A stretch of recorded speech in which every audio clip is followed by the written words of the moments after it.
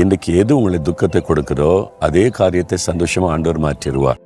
நான் அநேக வருஷத்துக்கு முன்னால ஒரு பட்டணத்தில் ஒரு சர்ச்சில் பிரசங்கம் பண்ண போயிருந்தேன். ஞாயிற்றுக்கிழமை காலையில் நான் போய் பிரசங்கம் முடிச்சுட்டு ராத்திரி கூட்டம் இருந்ததுனால நான் வேகமாக அடுத்த கூட்டத்துக்கு ஆயத்தப்படணும்னு சொல்லி சர்ச்சை விட்டு முடிஞ்ச உடனே பேக் வாசல் வழியாக நான் தங்கியிருந்த இடத்துக்கு வேகமாக நடந்து போய் கொண்டு இருந்தேன். யாரும் டிஸ்டர்ப் பண்ணிடக்கூடாதுன்னு ஒருத்தர் ஓடி வந்து என் கையை பிடிச்சு நிறுத்திட்டார். என்னடா இது, ஒரு ஆள் கையை பிடிக்கிறான்னு சொல்லி திரும்பி பார்த்தா ஒரு சகோதரர். என்ன பிரதர் என்று கேட்டேன். அவ்வளவுதான், கண்ணில் கண்ணீரோடு அழுகிறார். அவருடைய உள்ளத்தில் ஒரு பெரிய துக்கம்.